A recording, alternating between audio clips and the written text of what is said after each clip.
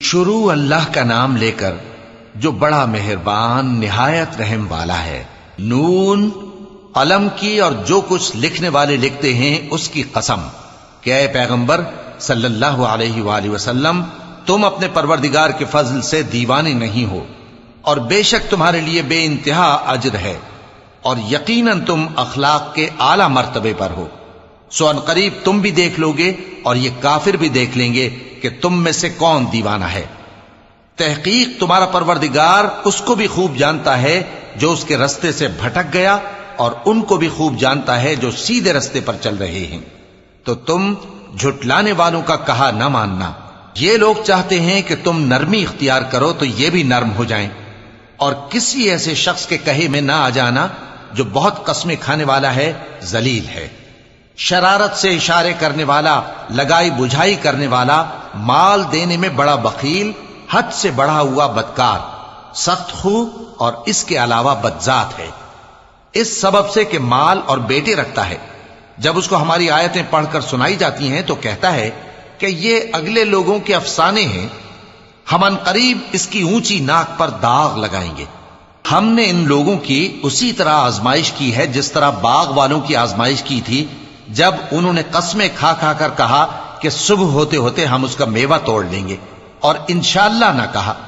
سو وہ ابھی سو ہی رہے تھے کہ تمہارے پروردگار کی طرف سے راتوں رات اس پر ایک آفت پھر گئی، تو وہ ایسا ہو گیا جیسے کٹی ہوئی کھیتی۔ پھر جب صبح ہوئی تو وہ لوگ ایک دوسرے کو پکارنے لگے کہ اگر تم کو کاٹنا ہے تو اپنی کھیتی پر سویرے ہی جا پہنچو۔ سو وہ چل پڑے اور آپس میں چپکے کہتے جاتے تھے کہ آج وہاں تمہارے پاس کوئی فقیر نہ آنے پائے، اور کوشش کے ساتھ سویرے ہی جا پہنچے، گویا پیداوار پر قادر ہیں۔ پھر جب انہوں نے باغ کو دیکھا تو ویران، کہنے لگے کہ ہم رستہ بھول گئے ہیں، نہیں بلکہ ہم بے نصیب ہو گئے۔ ایک جو ان میں سمجھدار تھا بولا، کیا میں نے تم سے نہیں کہا تھا کہ تم تسبیح کیوں نہیں کرتے؟ دوسرے کہنے لگے کہ ہمارا پروردگار پاک ہے، بے شک ہم ہی قصوروار تھے۔ پھر لگے ایک دوسرے کی طرف رخ کر کے ملامت کرنے، کہنے لگے ہائے شامت، ہم ہی حد سے بڑھ گئے تھے، امید ہے کہ ہمارا پروردگار اس کے بدلے میں ہمیں اس سے بہتر باغ عنایت کرے، ہم اپنے پروردگار کی طرف رجوع کرتے ہیں۔ دیکھو عذاب یوں ہوتا ہے، اور آخرت کا عذاب سب سے بڑھ کر ہوگا، کاش یہ لوگ جانتے ہوتے۔ پرہیزگاروں کے لیے ان کے پروردگار کے ہاں نعمت کے باغ ہیں۔ کیا ہم فرما برداروں کو نافرمانوں کی طرح نعمتوں سے محروم کر دیں گے؟ تمہیں کیا ہو گیا ہے؟ کیسی تجویزیں کرتے ہو؟ کیا تمہارے پاس کوئی کتاب ہے جس میں یہ بات پڑھتے ہو کہ جو چیز تم پسند کرو گے وہ تم کو ضرور ملے گی؟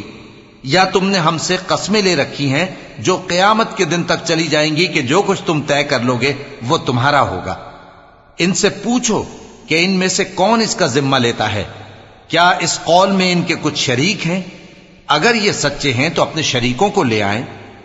جس دن پنڈلی سے کپڑا اٹھا دیا جائے گا اور کفار سجدے کے لیے بلائے جائیں گے، پھر وہ سجدہ نہ کر سکیں گے، ان کی آنکھیں جھکی ہوئی ہوں گی اور ان پر ذلت چھا رہی ہوگی، حالانکہ پہلے اس وقت سجدے کے لیے بلائے جاتے تھے جبکہ وہ صحیح و سالم تھے۔